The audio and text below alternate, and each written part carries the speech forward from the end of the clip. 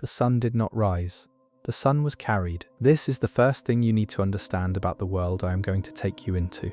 In the cosmology of the Inca, the Tawantinsuyu, the four quarters of the world, the empire that at its peak stretched 4,000 kilometers along the spine of the Andes from what is now southern Colombia to central Chile. The sun did not simply rise each morning as an astronomical event, it was carried. The sun was Inti, the divine ancestor of the Inca dynasty, and each morning his daily journey across the sky was understood not as the mechanical rotation of a celestial body, but as the active, ongoing, cosmologically necessary movement of a divine being who had to be sustained and honored and propitiated, because if he was not, the carrying might stop. The Sapa Inca, the emperor, the only Inca, the son of the sun, performed the ceremony of the dawn. Each morning he rose before the sun did, and with specific ritual gestures and specific words, he welcomed Inti's return. He blew a kiss to the sun as it crested the horizon. This was not a casual gesture of affection, it was a political and cosmological act, the assertion of the relationship between the emperor and his divine father, the renewal of the compact between the human world and the solar order that made the human world possible.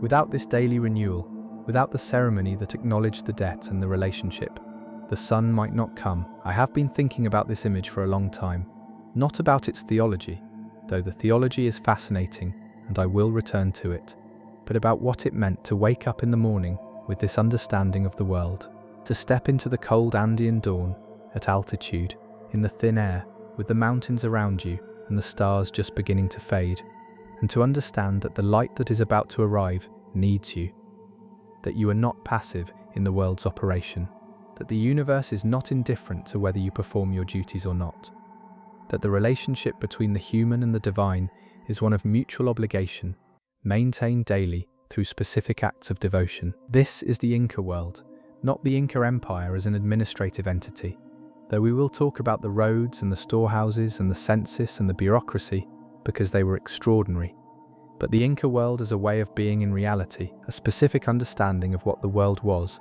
and what human beings were supposed to do in it. And the specific human beings I want to take you to are not the emperors or the generals or the high priests.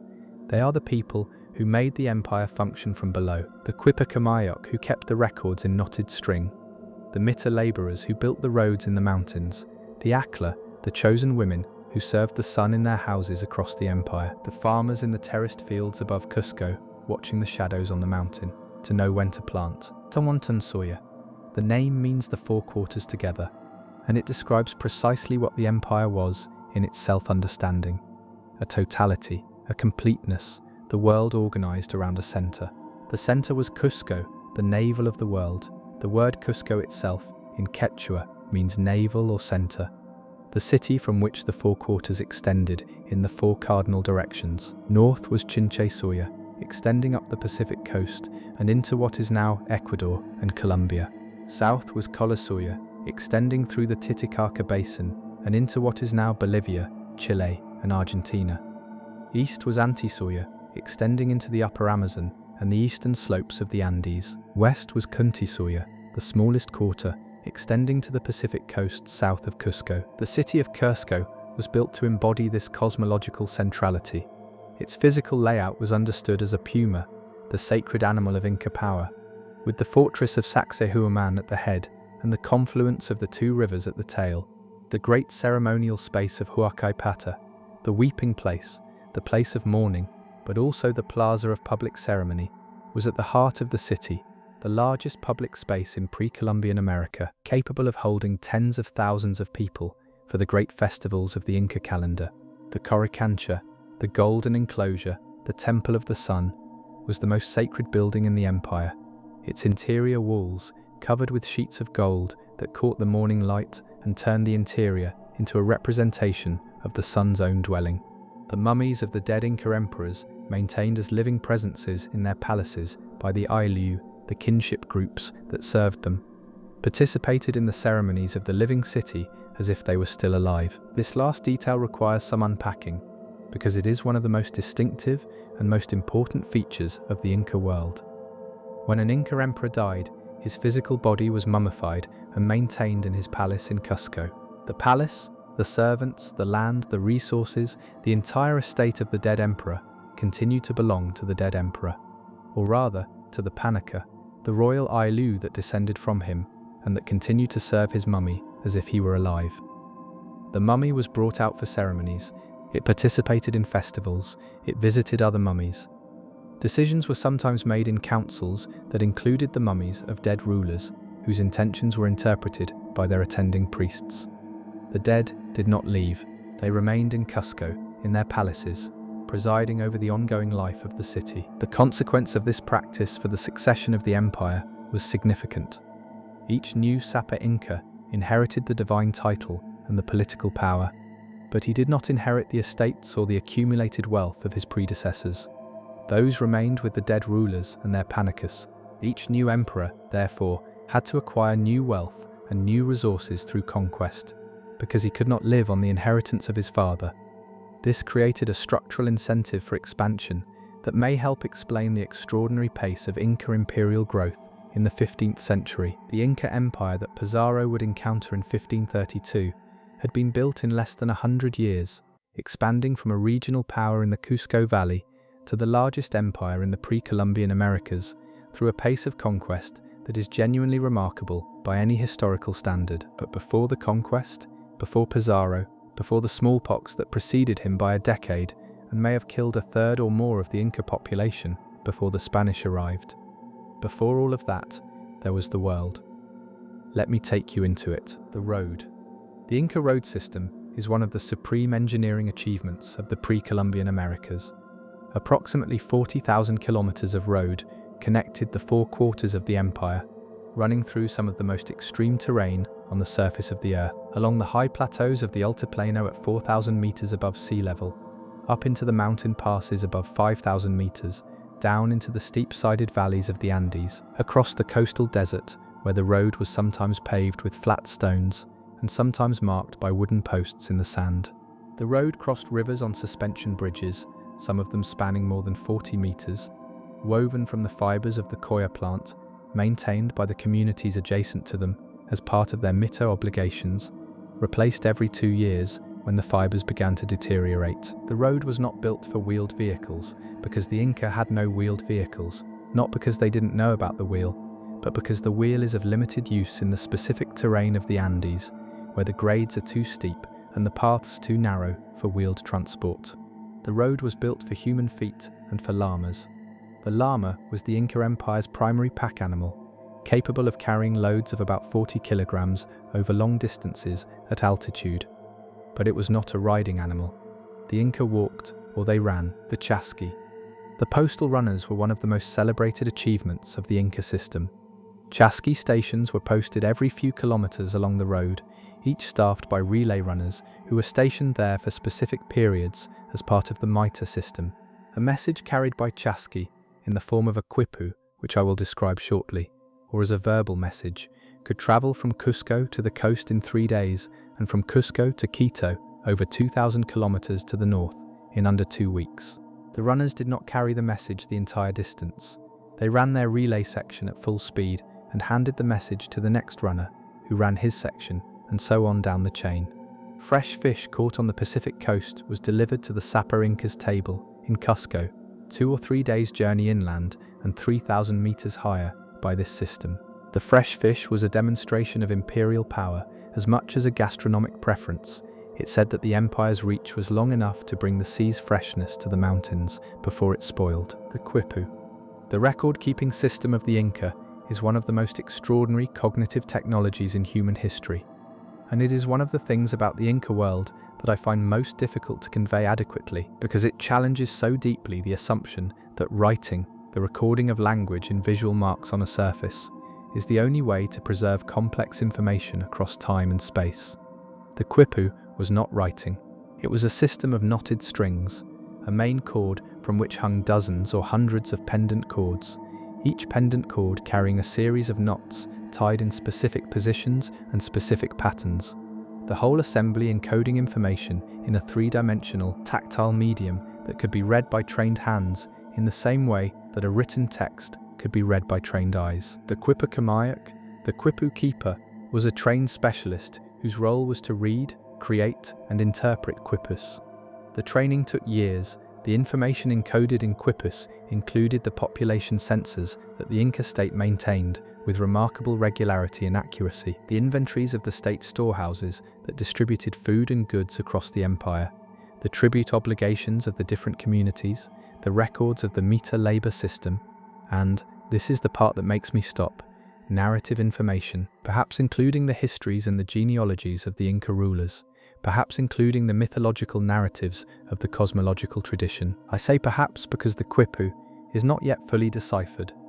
The numerical quipus, the ones that recorded quantities and inventories, have been understood reasonably well, but the narrative quipus, if they existed, and if the Spanish accounts of their existence are accurate, remain beyond our current ability to read. We have hundreds of quipus in museums around the world, most of them incomplete and without any guide to their content, and we cannot read them.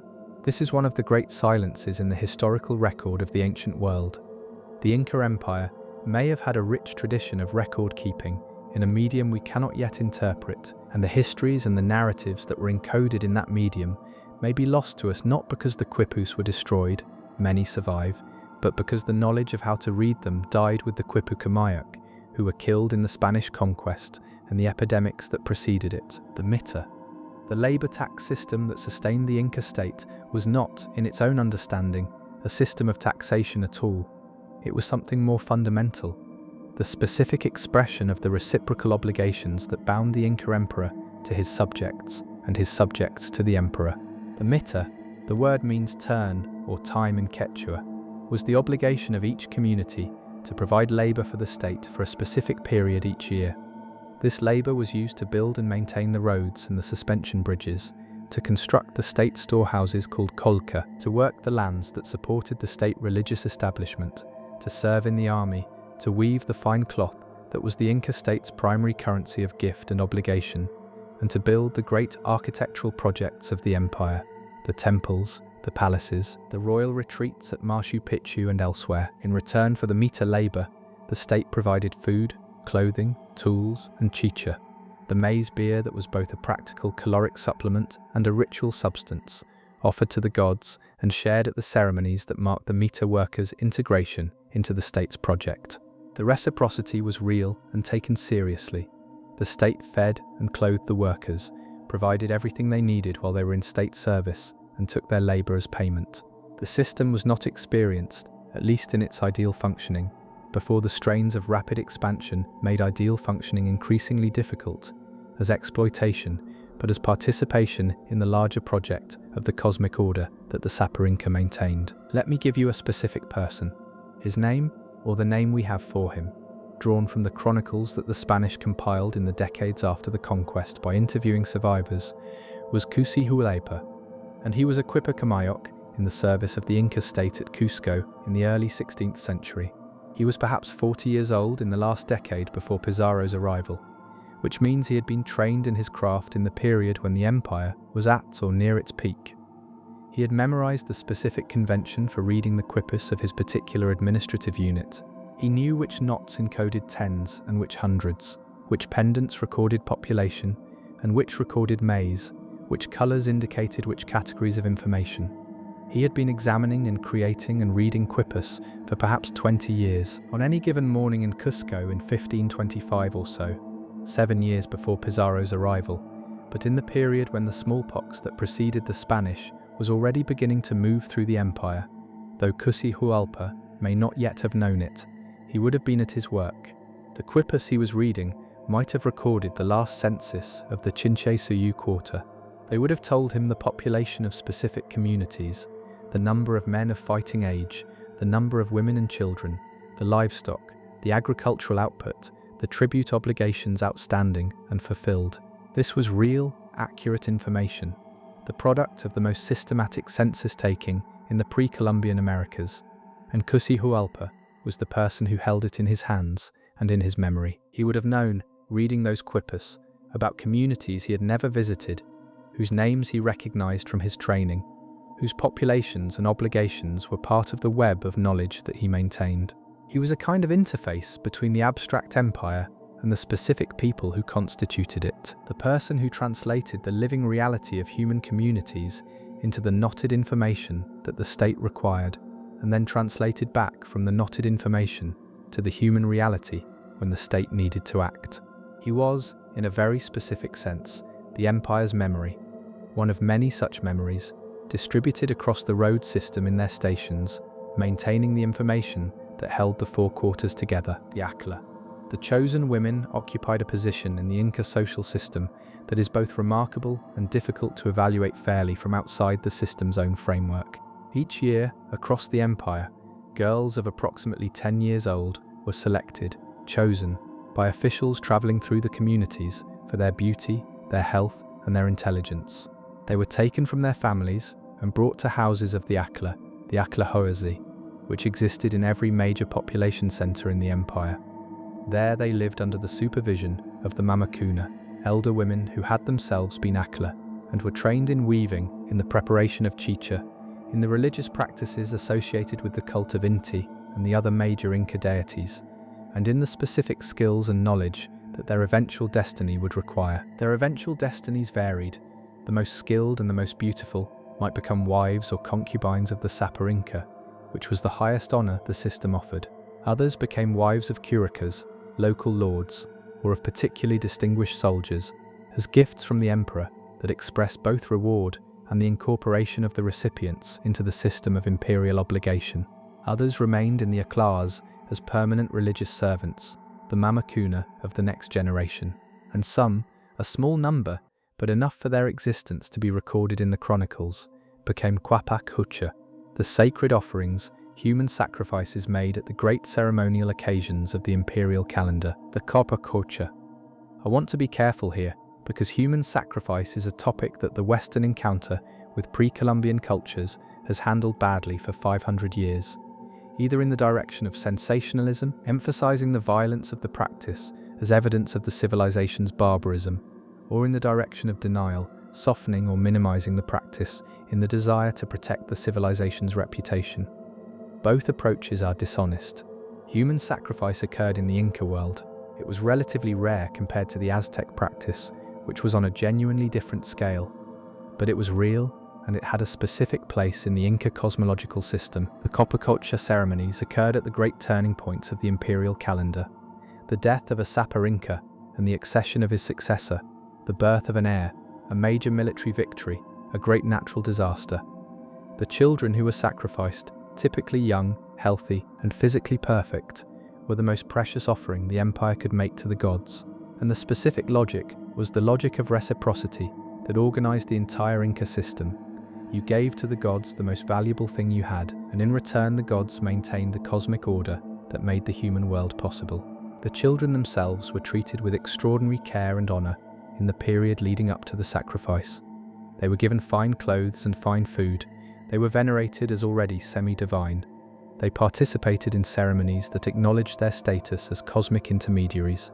The sacrifice itself, in the form most commonly attested in the archaeological evidence, was performed at high altitude, and the children were given chicha until they lost consciousness and did not feel the cold. The mummies of quipucamayoc victims that have been recovered from high-altitude Andean sites in the late 20th century, preserved by the cold at altitudes of over 5,000 meters, their clothing and their grave goods intact, their bodies in states of preservation that are extraordinary, are among the most haunting objects in the archaeology of the Inca world.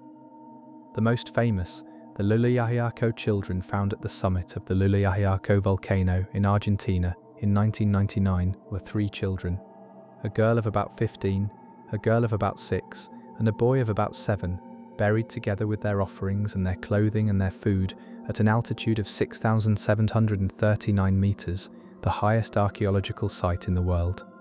They had been there for 500 years. Their clothing was in perfect condition. The 15-year-old had a small amount of chicha still in her stomach. These children were real.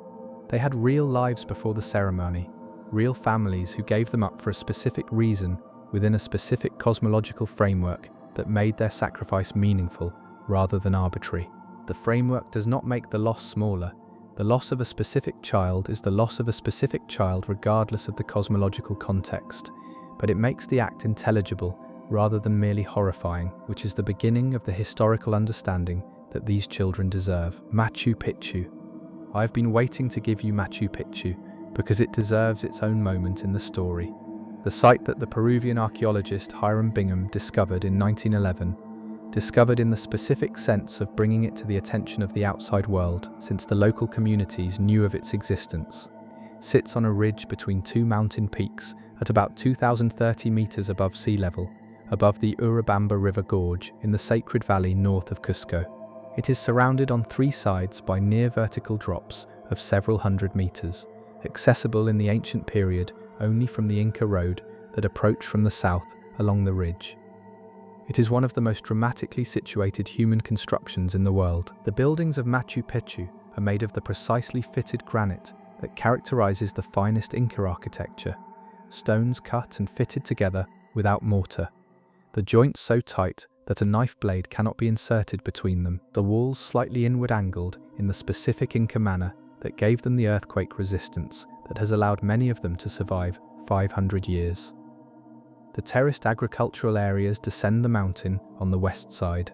The Temple of the Sun, with its curved wall that perfectly frames the winter solstice sunrise, sits above the principal plaza. The Inti, the hitching post of the sun, a carved stone outcropping whose specific shape and position are associated with solar ceremonies, stands at the highest point of the ceremonial area. What was Machu Picchu? This is a question the scholars are still debating, and the honest answer is that we are not entirely sure, because the Spanish who destroyed the Inca administrative records did not apparently know that Machu Picchu existed. The site does not appear in the Spanish chronicles in a way that allows certain identification, and without the written record, the archaeological evidence alone cannot tell us everything we would like to know. What the evidence strongly suggests is that Machu Picchu was a royal estate, a retreat for the Sapa Inca, built for the personal use of the Emperor Pachacuti, who was the great builder of the Inca Empire and whose reign in the mid-15th century corresponds to the likely construction date of the main structures. As a royal estate, Machu Picchu would have been inhabited not by the general population of the empire, but by the specific community of people who served the royal household, the aclla who prepared the chicha and the food, the specialists who maintained the agricultural terraces, the guards, the priests who performed the ceremonies at the Temple of the Sun, the retainers of the royal household. Perhaps a few hundred people at peak occupancy, living in the extraordinary setting on the ridge, maintaining the estate for the periodic visits of the emperor and his court. And then, sometime after the Spanish conquest, in the chaos of the early colonial period, Machu Picchu was abandoned. The people left, the agricultural terraces were not maintained, the jungle began to grow back. Within a generation or two, the site was so thoroughly recovered by vegetation that it was effectively invisible from the outside, the stone buildings buried under the roots and the vines, and the forest that takes back everything that is not actively defended against it. For 300 years it waited, almost entirely hidden, occasionally visited by local farmers who knew it was there, until Bingham's arrival in 1911 with his cameras and his notebooks. The abandonment of Machu Picchu is a specific version of the broader abandonment that the Spanish conquest imposed on the Inca world. When the administrative system collapsed, when the Sapa Inca was captured and killed, when the Panacas were dispersed, when the Mita was replaced by the Encomienda and the Mita, the Spanish version of forced labor, which was considerably more brutal, when the religious system was suppressed, when the quipucamayoc and the priests and the specialists who maintained the knowledge were killed or dispersed, the specific world that had maintained Machu Picchu ceased to exist.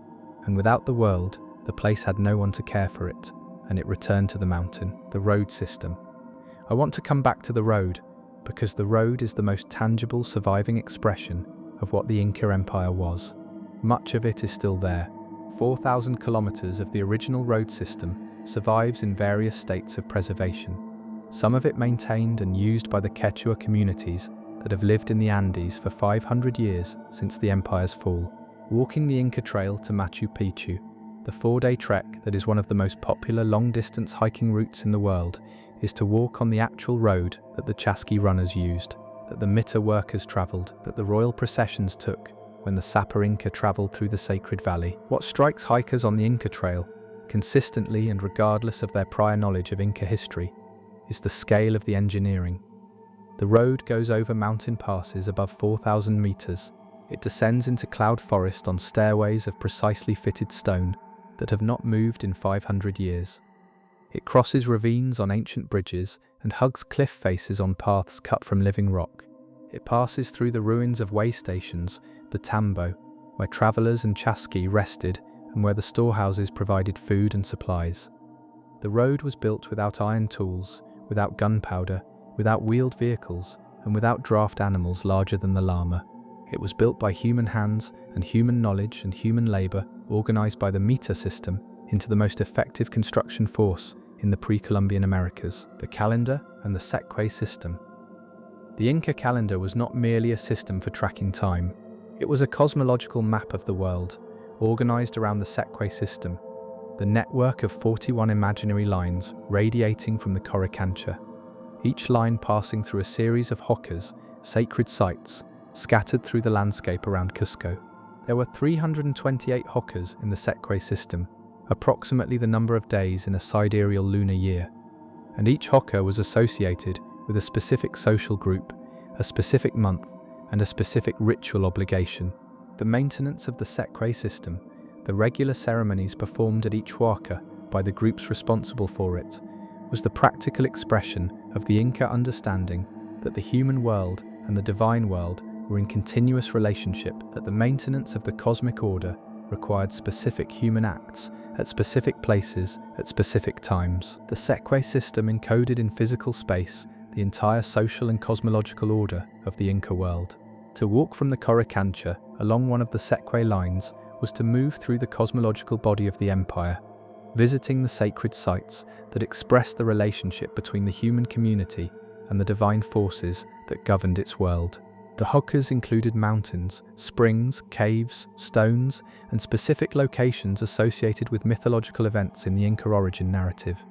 They were not abstract, they were specific places, visited regularly by specific people who performed specific acts, and the performance of those acts was the continuous maintenance of the world's order. The origin narrative. The Inca understood themselves as children of the sun in a specific and literal sense. The founding myth of the dynasty, the emergence of Manco Capac and Mama Oclo from Lake Titicaca, sent by their father Inti to civilize the people of the earth, was not merely a story told for entertainment. It was the theological foundation of the empire's claim to authority. The Sapa Inca was the son of the sun, the direct descendant of the divine being who had created and sustained the world, and his authority to rule was therefore not merely political, but cosmological. To resist the Inca was to resist the cosmic order. To pay mita was to participate in the maintenance of the world. To offer sacrifice was to sustain the relationship between the human and the divine that kept the sun moving. The last Sapa Inca. I have been holding off Pizarro because this is not primarily a story about the conquest, but the conquest happened and it ended the world I have been describing, and the specific manner of its ending is worth understanding. Not because the Spanish were uniquely evil, though they were capable of extraordinary cruelty, but because the specific vulnerability of the Inca Empire to the specific form of the Spanish assault reveals something important about both the strength and the fragility of what the Inca built. Huayna Capac died of smallpox in 1527, 5 years before Pizarro's arrival. The disease had been moving through the empire for years before any European arrived in force, carried south from the Caribbean and Central America by indigenous traders and refugees, spreading along the road system with the lethal efficiency of a pathogen against a population that had no immunity to it whatsoever. Huayna Capac's death was catastrophic not just because it removed a powerful ruler, but because he died without clearly designating an heir. 2 of his sons, Huascar in Cusco and Atahu in Quito, went to war for the succession. The civil war that followed consumed the empire for several years, killing enormous numbers of people, disrupting the administrative system, destroying the loyalty and the trust that held the 4 quarters together. Pizarro arrived in 1532 with 168 men and a few horses and steel weapons at the end of a civil war that had left the empire exhausted and divided. He captured Atahualpa at Cajamarca in the ambush that remains one of the most studied events in the history of European colonialism.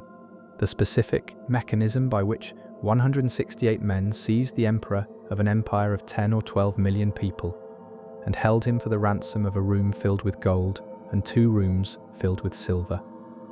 The ransom was paid, Atahualpa was executed anyway. And then the Spanish marched on Cusco, and the empire did not fall all at once. There were decades of resistance, the Neo-Inca state at Vilcabamba, the long guerrilla war in the mountains. But the administrative system that had sustained the world I have described was broken in a very short time, and without the administrative system, the world could not sustain itself. The quipus were burned or confiscated. The aclla were dispersed or taken by the Spanish. The mummies of the dead emperors were found and destroyed or hidden. The keck system ceased to be maintained. The chasqui service collapsed as the empire's authority over the road system evaporated. The quipucamayoc, like Atahualpa, found themselves with knowledge that no longer had a function.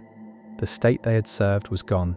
The quipus they had read encoded information that the new authority did not want or could not read. The system that had given their skills meaning had ceased to exist. The quipus.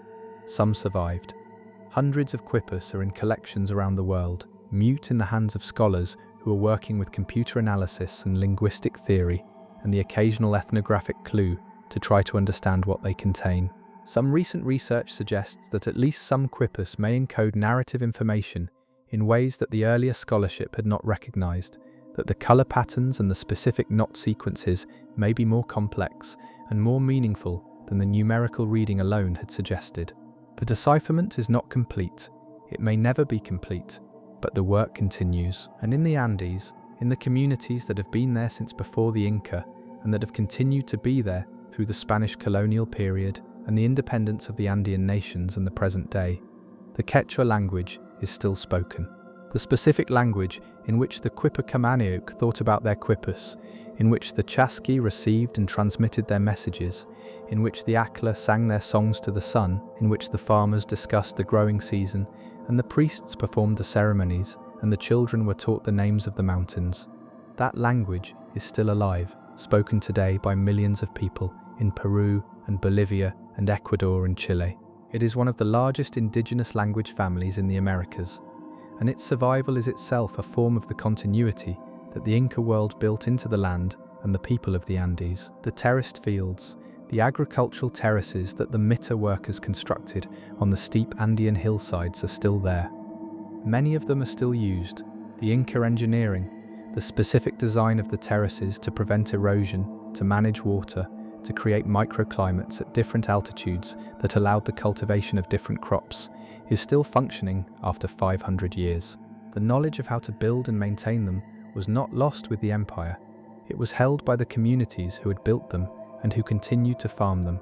Some terraces that were abandoned during the colonial period are being actively restored by the communities that are reclaiming them, using the traditional techniques preserved in community memory across 5 centuries. The mountains are still there, the apus, the mountain spirits, the great mountain deities of the Inca world are still invoked in the communities of the Andes, still venerated, still understood as the powerful presences in the landscape that the Inca recognized. The Catholic Church has been there for 500 years, and the communities are Christian, but the mountains are still apus, and the ceremonies that acknowledge them are still performed, woven into the Catholic calendar in the specific syncretic form that the Andes developed during the colonial period, and that has continued to develop ever since. The sun still rises over the mountains. It does not need to be carried, we know this now. The cosmological framework that understood the emperor's morning ceremony as the sun's necessary maintenance has been replaced by a different understanding of what the sun is and why it rises. But in the specific light of an Andean dawn, at altitude, in the thin air, with the mountains around you and the terraces dropping away below, and the stone buildings of the Inca presence visible on the ridges, the specific quality of that light, the way it comes, cold and clear and very pure, over the mountains and across the terraces that human hands built and still tend. That light is the same light that the Sapper Inca welcomed with his morning gesture. It was here before the empire, and it has been here since. The world it illuminates has changed completely, and not at all. The quipu is in the museum. The knotted strings hang in their case, encoded with information we cannot yet read, waiting for the scholar who will find the key. The chasqui are gone from the road, but the road is still there.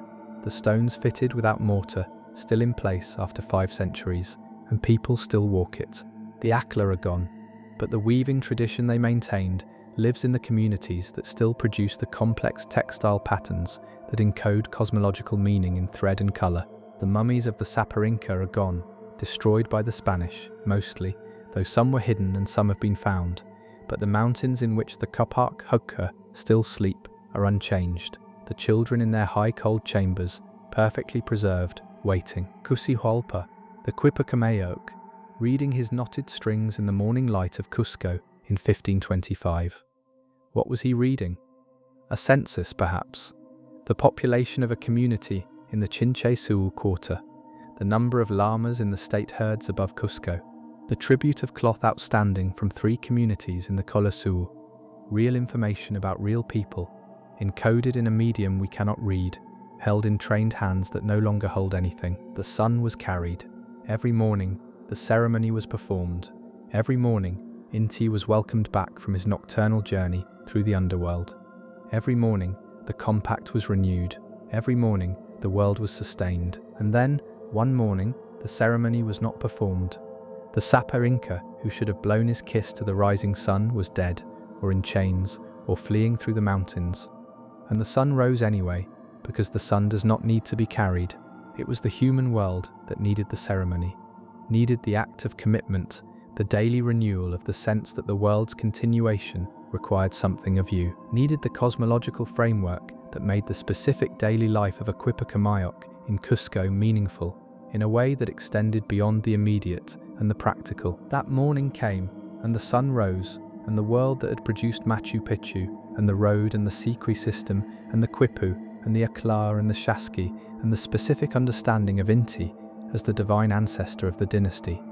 That world was ending, not all at once, not cleanly, but ending in the specific way that worlds end, not in fire, but in the slow dissolution of the system of meaning that made the specific details of a specific life coherent. The knotted strings, the sun at dawn over the terraced mountains, the road still going over the pass.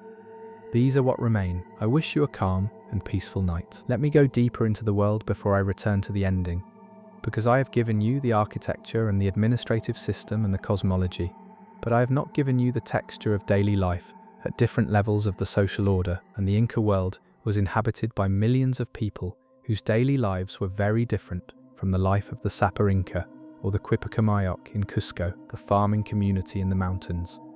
A village in the Andes in the early 16th century, perhaps in the valley above Cusco, perhaps on the slopes of one of the mountains that the Inca road system traversed on its way south. The village belongs to an aclla, the kinship group that was the fundamental social unit of Andean life. The community of people connected by real and ceremonial kinship, who shared land and labor and ritual obligation. The aclla held land collectively. Individual families farmed specific plots, but the land belonged to the aclla and was allocated by the aclla according to the family's size and needs. The morning in the village begins before the light. At altitude, the nights are cold even in the dry season, and the buildings, low-walled with thatched or stone roofs, built to conserve heat, hold the warmth of the sleeping bodies through the night better than the thin Andean air does outside. The fire is restarted from the coals kept through the night. The women, and in the Inca world, the cooking was women's work, as specifically as the farming was men's work, though the divisions were not absolute, and the principle of complementary labor that the Inca called yanantin governed the relationship between the sexes. Begin preparing the morning food. Potato soup, perhaps. The potato is native to the Andes and was a primary staple at altitude, cultivated in hundreds of varieties that filled different ecological niches and served different culinary and storage purposes. Dried meat, perhaps. Chasqui, the freeze-dried llama or alpaca meat that the cold nights at altitude could preserve for months, and from which the English word jerky derives. Chicha, the maize beer that was both a food and a ritual substance, prepared in the household as part of the daily work of the women. The men go to the fields. The Andean agricultural system at its height was one of the most sophisticated in the world, not because of its mechanical technology, which was relatively simple, based on the foot plough called the chasqui, but because of the extraordinary knowledge of the environment it had accumulated over thousands of years. The Andes presents the most compressed ecological diversity on Earth. Within the space of a few kilometers of horizontal distance and a few thousand meters of vertical altitude, you move through a sequence of ecological zones from the high Puna grassland above 4,000 meters, where only the hardiest crops survive, down through the cloud forest and the valley floors, and eventually to the Pacific coast and the Amazon basin on either side of the mountain spine. Each zone has different temperature, different rainfall, different growing season, and different crops. The Inca agricultural system, developed from the earlier Andean traditions on which the Inca built their empire, managed this diversity through the establishment of colonies at different altitudes. The Inca concept of vertical archipelagos, the deliberate settlement of the same aclla at multiple altitudinal zones, to give the community access to the diverse resources of different ecological zones simultaneously.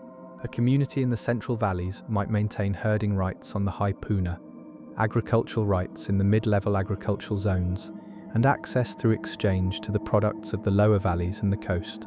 This system of ecological complementarity was not merely an agricultural strategy, it was a way of being in the specific geography of the Andes that had been developed over millennia, and that the Inca Empire incorporated, organized, and expanded the crops. The catalogue of Andean cultivated plants is extraordinary. Over 3,000 varieties of potato, dozens of varieties of quinoa, oca, yulico, mashua, various beans and squash and maize in the lower zones, and the specific combinations that different altitudinal zones supported. The diversity was not accidental. It was the product of thousands of years of careful selection and cultivation. The Andean agricultural tradition building a reserve of genetic diversity that remains, to this day, one of the most important repositories of agricultural genetic material in the world.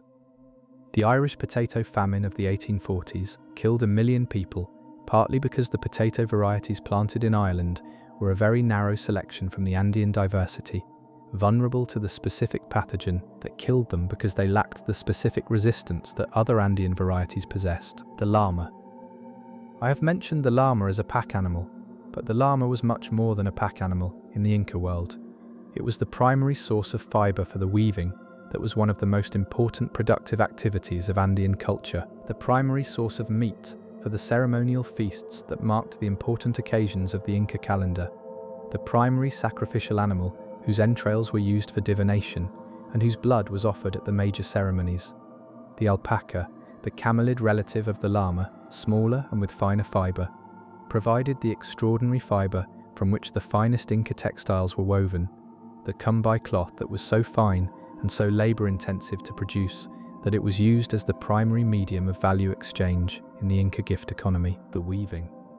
Inca textile production was one of the most technically sophisticated in the world, and the specific textiles produced, especially the cumbai cloth woven from alpaca fiber in the complex patterns that encoded specific meanings, were among the most valuable objects in the empire. The technical demands of the finest Inca weaving are extraordinary, even by modern standards. The thread count of the finest surviving examples exceeds anything that can be produced by modern industrial machines, because the specific technique of tapestry weaving used by the Inca weavers produced a cloth so dense and so precisely made that it resists easy mechanical replication. The women who wove and weaving in the Inca world was understood as women's work, a complementary counterpart to the men's work of farming and fighting, were producing not just cloth but encoded meaning. The specific patterns of Inca textiles were not merely decorative, they encoded cosmological information, social identity, and ritual status in the arrangement of colors and geometric patterns. A person's aclla membership, their social position, their regional origin could be read from the patterns of their clothing. The tokapu, the specific geometric designs that appeared on the finest royal textiles, were a system of visual communication whose full meanings we have not recovered, but which was clearly more than simple decoration. The Spanish chroniclers note that the Sapa Inca's garments bore specific patterns associated with specific meanings, and that different tokapu were appropriate to different ceremonial occasions. The coca. No account of the Inca world is complete without the coca leaf, which was as central to the cosmological and social life of the Inca world as cola was to the Mali Empire. Coca leaves contain cocaine alkaloids that, when chewed with a lime activator, typically ash or specific mineral compounds, produce mild stimulation, suppress hunger and fatigue, and alleviate the symptoms of altitude sickness. At the altitudes where much of Inca life took place, coca was practically essential. It helped the body function in the thin air. It reduced the appetite that altitude sometimes suppresses. It sustained the workers on the long days of mita labor. But coca was also a ritual substance, offered to the Apus and to the Pachamama, the earth goddess, in the ceremonies that maintained the relationship between the human community and the powers that governed its world, and its use was regulated by the state, so that access to it was itself a form of social and political control. The specific act of chewing coca, the careful preparation of the quid, the addition of the lime activator, the slow release of the alkaloids as the wad softened in the mouth, was a specific social ritual performed with others, shared in the way that the sharing of chicha was shared, as an act of social inclusion and communal bonding. The chasqui runners, who covered enormous distances at high altitude at significant speed, chewed coca continuously on their runs. The mita workers who labored at altitude chewed coca through their working days. The quipucamayoc perhaps chewed coca as he examined his strings in the morning, the mild stimulation helping him focus on the complex patterns of knots. The music. The Inca world was full of sound. The specific instruments of the Andean tradition, the panpipes of various sizes, the bone and clay flutes, the drums and the rattles and the bells, were used in ceremony and in daily life, in the dances that marked the turning points of the agricultural calendar, in the songs that the aclla sang in their houses, in the specific music that accompanied the great festivals of the Inca year. The Inca musical tradition is not well documented because the Spanish destroyed or suppressed it along with the rest of the indigenous cultural life, but its surviving echoes in the Andean musical traditions that have persisted in the communities of Peru and Bolivia and Ecuador suggest a rich and varied tradition of vocal and instrumental music deeply integrated into the cosmological and social life of the world. The great festivals. The Inca calendar was organized around a series of major festivals, the equivalent of the Egyptians' Akhet and Peret and Shemu, but in the specific cosmological framework of the Inca world. The most important was Inti Raymi, the festival of the sun, celebrated at the June solstice, the winter solstice in the southern hemisphere, when the sun is at its most distant from the earth, and when the Inca held the greatest ceremonies of the year to call it back. Inti Raymi was a 9-day festival of fasting, prayer, ceremony and sacrifice, culminating in the great public ceremony in Huacapata, where the Sapa Inca welcomed the sun on behalf of the empire, and the relationship between the human and the divine was renewed for another year. Raymi Capac was the festival of the December solstice, the summer solstice in the southern hemisphere, when the sun was at its closest, its most powerful, and the empire celebrated with the great ceremonies of state, including the initiation of the young men of the Inca noble families into adult status through the Huaracoy ceremony, a series of physical trials and ritual acts that marked the transition from boyhood to manhood and incorporated the initiates into the military and political system of the empire. The Situa was the festival of purification held at the new moon following the August equinox, the time of year when the rainy season was beginning and disease was most prevalent, and when the Inca performed a great ceremony of collective purification. Warriors ran out from Cusco in the 4 cardinal directions, carrying torches, and as they ran they were met by other warriors who took the torches and ran further, and so on in a relay that echoed the chasqui system, carrying the purification of Cusco outward into the 4 quarters. The purification washed the illness out of the center and sent it to the edges, where it could disperse into the wider world. These festivals were not merely religious events in the restricted modern sense of events that belong to a separate sphere called religion. They were civic events, social events, military events, economic events. The great public ceremonies in Huacapata involved the entire population of Cusco, and the outlying population was often represented by the quipus of their communities. The specific Andean understanding that the records encoded in the quipus were, in a sense, the communities themselves, present in the ceremony through the medium of their recorded identity, the mountains. I have mentioned the Apus, the mountain spirits, and I need to give them more weight, because the mountains were not background in the Inca world, they were presences. The specific mountains around Cusco, Ozangate, the highest mountain in the southern Andes, visible from Cusco on clear days, the most powerful Apu in the regional cosmology, Solcante, the snow mountain visible from the Inca Trail to Machu Picchu, the mountains that formed the horizon of any given community's daily experience, were understood as living entities, divine beings whose power manifested in the specific qualities of the landscape they shaped.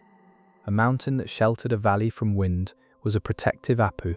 A mountain that sent its glacial meltwater to a community's fields was a nurturing apu. A mountain from whose slopes an avalanche had descended was an apu expressing displeasure. The specific Inca practice of constructing ceremonial platforms and offering sites at the summits of high mountains, the same practice that produced the Copacoy burials, was an expression of the desire to establish the closest possible contact with the apu, to place offerings at the place closest to the divine presence in the mountain. The altitude was not an obstacle to this project, it was part of the project. The difficulty of the ascent was itself a form of sacrifice, the physical cost of approaching the divine proportionate to the significance of what you are asking for. The specific relationship between the Inca and the high mountains was not merely ceremonial. The mountains were the source of the water that made the agricultural terraces possible, the glacial meltwater that the Inca engineers channeled through elaborate irrigation systems to the fields below. The mountains were the source of the stone that the Inca builders used in their finest construction, the specific varieties of granite and limestone that the stonecutters quarried from the mountain faces and transported, without wheeled vehicles and without iron tools, to the construction sites. The mountains were the source of the specific plants and animals that defined the ecological zones of Andean life. The mountains were the world, in a very specific sense, and the Inca world's orientation toward them was the orientation of people who understood that they were not standing on an indifferent surface, but were in relationship with a living landscape. Pachacuti, the emperor whose reign transformed the Inca from a regional power into an empire, deserves a moment of specific attention, because he is one of the most remarkable political and military figures in pre-Columbian history, and his story illustrates several of the things I have been saying about the Inca world with unusual clarity. Pachacuti's name means cataclysm, or earthquake, or transformer of the world. The word Pacha means earth, or world, or time, and Cuti means to turn or reverse. He earned this name during his father's reign, when the Inca were on the verge of defeat by the Chanca Confederation from the west. His father Viracocha Inca fled the danger. Pachacuti, who was then called Cusi Yupanqui, remained and organized the defense of Cusco, leading the Inca counterattack that destroyed the Chanca Confederation and established the military foundation for the subsequent expansion. The legend says that the stones of the battlefield rose up and fought on his side, transformed into warriors, the pururacas, the stones that became soldiers. This is the cosmological framing of a military victory. The divine world intervened to preserve the Inca, because the Inca's cause was the cause of cosmic order. Pachacuti became emperor after his victory, displacing his father, and spent his reign systematically building the empire that his successors would extend further. He reorganized Cusco, building or rebuilding the major ceremonial structures, including the Coricancha in its final form. He established the Seca system in its canonical form. He rebuilt or constructed Machu Picchu.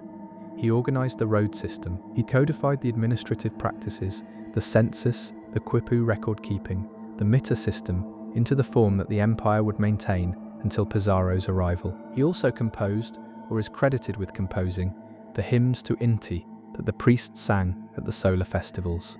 The text of some of these hymns was preserved by the early Spanish chroniclers who were interested enough in what they were destroying to record at least something of it before it was gone. Reading them in translation is to encounter the specific voice of the Inca cosmological imagination at its most direct. O Viracocha, Lord of the universe, whether male or female, at any rate commander of heat and reproduction, being one who, even with his spittle, can work enchantment, where are you? Would that you were not hidden from this sun of yours, above, below, or on either side. The prayer is addressed to Viracocha, the creator god of the Inca tradition, who stands behind even Inti in the theological hierarchy. And it asks a question that is recognizably human across all traditions. Where are you? Are you there? Do you hear me? The Sapa Inca, the son of the sun, the representative of divine power on earth, is asking the same question that people in every tradition ask in moments of spiritual need. I believe you are there, but where? Show me that you are listening. The silence. After the conquest, the specific world of the Inca went quiet in the way that worlds go quiet when their administrative and ceremonial systems are destroyed. The quipus fell silent, the comb system ceased to be maintained, the chasqui runners stopped running, the aclla were dispersed, the panacas lost their mummies and their lands. The Sapper Inca, who should have blown his morning kiss to the sun, was dead. But the Quechua language continued. The agricultural terraces continued to be farmed. The respect for the mountains, the apus, continued in the communities that had always lived in their shadow. The weaving traditions continued, adapted to new markets and new materials but maintaining the structural knowledge of the complex patterns. The coca rituals continued, hidden from the Spanish colonial authorities who understood them as idolatry and tried to suppress them. The ceremonies continued in private, in the darkness of houses and in the high places away from Spanish oversight, maintaining the threads of the tradition against the day when the threads could be made more visible. That day, in the form of the partial recovery of the tradition that the 20th and 21st centuries have seen, is now. The Inca Trail is walked by thousands of people each year. The agricultural terraces are being restored. The Quechua language is being taught in schools. The quipus are being studied. The communities of the Andes are reclaiming their heritage, with the specific energy of people who know that what they are reclaiming is theirs by right of inheritance across 500 years of colonial suppression. The knotted strings are in the museums. The scholars are looking at them with new eyes and new tools. The specific patterns of knot and color and position that Cusi could read in a moment of expert recognition are not fully legible yet, but the work continues. And in the Andes, in the thin air at altitude, in the cold before dawn, the sun comes over the mountains. Nobody blows it a kiss anymore, or almost nobody, but the sun comes. I wish you a calm and peaceful night. Let me take you to two more specific moments in the Inca world, because the world I have been describing is too large and too complex to be fully present in the abstract, and it comes into focus most clearly through specific, particular, individual instances of what it was like to be alive in it. The first moment, a bridge is being replaced. The suspension bridges of the Inca road system were made of coir fiber, the braided stalks of the plant that grows in the high Andean grassland, twisted into ropes of sufficient thickness and tensile strength to support the weight of human traffic, llama trains, and occasionally military units crossing the rivers that the road system needed to span. The longest of these bridges, the famous Huacachaca over the Apurimac River on the road to Cusco, was over 40 meters long. The bridge's maintenance was the mitter obligation of the two communities on either side of the river, and every 2 years, because the fibers degraded in the specific conditions of humidity and use that the bridge experienced, the bridge was taken down and replaced with a new one, woven by the community over the course of a week or so of collective labor. The replacement of the bridge was not merely a practical engineering task, it was a ceremony. The community gathered at the river, the women spinning and twisting the new fiber into ropes, the men assembling the ropes into the thick main cables, the specialists tightening and testing the finished structure, the elder members of the community performing the specific ritual acts that maintained the bridge's relationship with the Apu of the river and the Apu of the mountains above. The bridge was not just a piece of infrastructure, it was a living connection between two sides of the river, between two communities, between the human world and the flow of the water that the Apus of the mountains sent down to the valleys below. The specific engineering knowledge of how to build such a bridge, how to calculate the necessary thickness of the main cables, how to arrange the cross members and the handrails, how to anchor the cables in the specific rock structures that the bridge terminals required, was held in the community. It was not written down because the Inca world did not have writing. It was transmitted from generation to generation in the specific practice of building the bridge. The older workers teaching the younger by doing the work together. The knowledge living in the hands and the bodies of the people who performed it. There is one suspension bridge of this type still functioning today. The Quipucamayoc Bridge, across the Apurimac River in the Cusco region of Peru, is the last remaining Inca rope bridge, maintained by the 4 surrounding communities who have continued to replace it every year since before the Spanish conquest. The annual bridge weighing ceremony, which is now registered as a UNESCO Intangible Cultural Heritage, takes place over 3 days in June. the same period as the Inti solar festival, and involves the same division of labor and the same ceremonial acts that would have accompanied the bridge replacement in the Inca period. The knowledge of how to make this bridge has not been written down. It has been kept alive for 500 years by the practice of making it every year, the older members of the community teaching the younger by working together. This is the specific form of cultural continuity that the Inca world practiced, not the written record, not the library, not the archive, but the living transmission of practice from hand to hand across the generations. The same transmission that the Norse oral tradition embodied in performance, that the Mesopotamian scribal tradition embodied in the copy, that the Egyptian priestly tradition embodied in the temple ceremony. Each tradition found its own medium for the maintenance of memory, and each was vulnerable in its own way. The library could burn, the scribal tradition could be interrupted, the temple tradition could be suppressed, and the practice tradition could be broken if enough practitioners were killed or dispersed in a short enough time. The smallpox. This is the thing I keep coming back to, because it is the most important and the least discussed aspect of what happened to the Inca world. The smallpox arrived before the Spanish did. It came from the Caribbean and Central America, spreading ahead of the European presence through the indigenous trade and travel networks, and it moved through a population that had absolutely no immunity to it. The mortality rates in the Inca Empire from the epidemic that preceded Pizarro's arrival may have been 30 to 50%. Some estimates go higher. A population of perhaps 10 to 15 million people was reduced by a third or more in a decade, before the formal conquest even began. What this meant for the specific systems of knowledge transmission I have been describing is almost impossible to overstate. The quipucamayoc died. Not all of them, but enough. The aclla died, the bridge builders died. The specialists in every field died in numbers that broke the chains of transmission. The knowledge that lived in specific people, the knowledge of how to read a specific quipu, the knowledge of how to perform a specific ceremony, the knowledge of how to replace the bridge in the way that the apus required, disappeared when those people died, because the people who should have received the transmission were themselves dead, or were sick, or were occupied with the overwhelming task of simply surviving in a world that was killing a third of the population. The Spanish conquest, when it came, was applied to a population that had already been devastated by disease, whose social and political structures had already been strained to the breaking point by the epidemic and the civil war that followed Huayna Capac's death. Pizarro's 168 men were not conquering the Inca Empire at its peak. They were occupying the ruins of an empire that had already been destroyed from within by a pathogen that moved faster than any army and that cared nothing for the cosmological framework that had sustained the world it was destroying. I want to give you a second specific moment, not of the empire, but of what came after. Titu Cosi Yupanqui was the son of the Sapper Inca Manco Inca, who led the Great Inca Rebellion of 1536, the Siege of Cusco, the last major military attempt to expel the Spanish from the heartland of the empire. The rebellion failed, and Manco Inca retreated with his forces to the Vilcabamba region in the jungle northeast of Cusco, where a Neo-Inca state managed to maintain itself for another 36 years. Titu Cosi eventually became the ruler of this remnant state, and in 1570, 40 years after Pizarro's arrival, and several years after his own death, a narrative of the conquest was dictated in his name to a Spanish friar who wrote it down. The narrative of Titu Cosi Yupanqui is one of the most remarkable documents of the colonial period.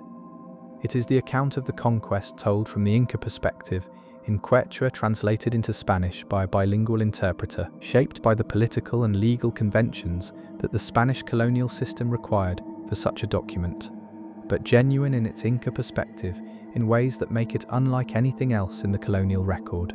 Titu Cosi describes the arrival of Pizarro's men as the arrival of beings who looked like nothing the Inca had seen before. He calls them by a term that roughly translates as viracochas, beings of divine or semi-divine status, and whose beards and armor and horses and firearms made them genuinely difficult to categorize within the cosmological system the Inca used to understand the world. What strikes me most about Titu Cosi's account is not the specific events he describes, the capture of Atahualpa, the execution, the march on Cusco, but the specific quality of incomprehension that pervades it. The Inca rulers did not understand what Pizarro wanted, because what Pizarro wanted, absolute political and territorial submission, conversion to Christianity, the abolition of the existing social and religious order, was outside the range of what Andean diplomatic tradition had ever demanded. In the Andean understanding of conquest, the conquered people maintained their local leadership and their local practices and paid tribute to the new authority in the form of labor and goods. But the fundamental structure of their life continued. This is what the Inca themselves had done when they incorporated new peoples into the empire. They did not expect the Spanish to want something completely different: the gold, the famous ransom room, the room filled with gold and 2 rooms filled with silver that the captive Atahualpa offered in exchange for his release, illustrates the specific misunderstanding perfectly. Atahualpa understood gold in the Inca cosmological framework. Gold was the sweat of the sun, silver the tears of the moon, both substances sacred in their association with the celestial order, both used in ritual contexts and as marks of status, but not, critically, as currency in the sense of a medium of exchange with a universal value that could be accumulated without limit. The Inca economy did not use gold as money. It used labor as the primary medium of exchange, with cloth and food and chicha serving as the media for the specific transactions that the gift economy required. Gold was sacred, not monetary. Pizarro understood gold as money. An enormous quantity of gold was, for him and for the Spanish colonial project, pure economic power, the resource that would fund further conquest and further enrichment. He collected the ransom and executed Atahualpa anyway, because within the Spanish understanding, a ransom paid by a prisoner was not the same kind of transaction as an alliance made between equals, and Atahualpa's continued existence was a political inconvenience. From the Inca perspective, the execution after the ransom was paid was a profound violation of the rules that governed the relationship between a captive and his captor. It was treachery in the specific form that the Inca tradition condemned most strongly, the violation of a promise made and accepted. There was no framework available to either side that would have allowed them to understand each other. The encounter between the Inca world and the Spanish colonial project was an encounter between 2 systems of meaning so different that the only currency available for their interaction was force. And force, in 1532, in the specific conditions of the Inca world recovering from epidemic and civil war, favored the Spanish, the long survival.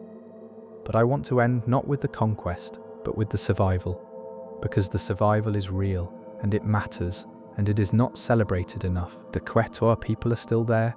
The communities of the Andes, in Peru, in Bolivia, in Ecuador, in parts of Chile and Argentina and Colombia, have maintained their languages, their agricultural practices, their relationships with the mountains and the land, their ceremonies and their crafts, through 500 years of colonial rule and exploitation and cultural suppression. The specific knowledges that the Inca Empire organized and systematized were held in the communities long before the empire existed, and they continued to be held in the communities after the empire ended. The restoration of the Quipucamayoc Bridge every year is not nostalgia. It is not performance. It is the continuation of a practice that has been continuous for longer than most European nations have existed. The communities that replace the bridge are not recreating something lost. They are maintaining something that was never lost, that survived the Spanish conquest and the colonial period and the independence of Peru and the 20th century and everything else by being too local and too specific and too thoroughly integrated into the actual work of living in that landscape to be entirely suppressed. The quipus are still a question. The scholars are still working on them. The communities in the Andes that still produce knotted record-keeping objects in the traditional form are still there, using practices that may or may not be continuous with the Inca tradition, but that at minimum demonstrate the persistence of the conceptual framework that made the quipu possible. The idea that information can be encoded in the physical properties of knotted string in ways that trained hands can read. The specific reading tradition may be broken.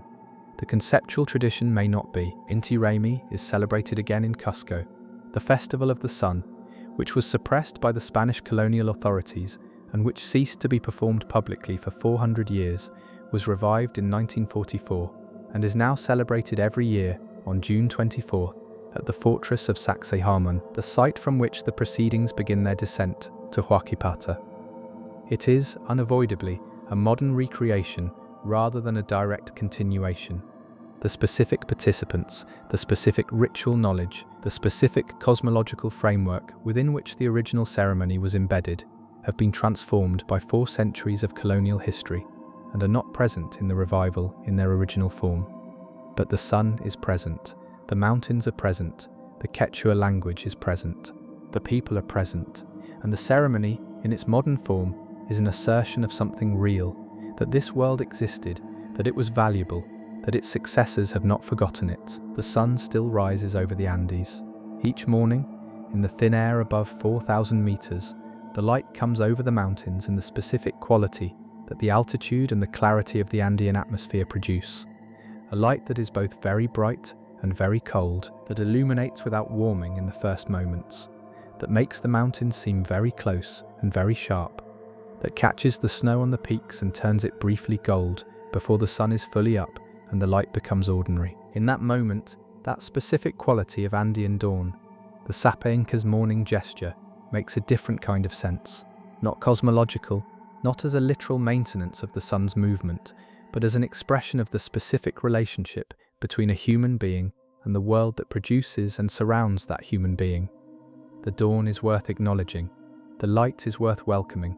The sun that rises over the mountains that the Apus inhabit, over the terraced fields that human hands made and human knowledge maintains, over the road that still exists and can still be walked.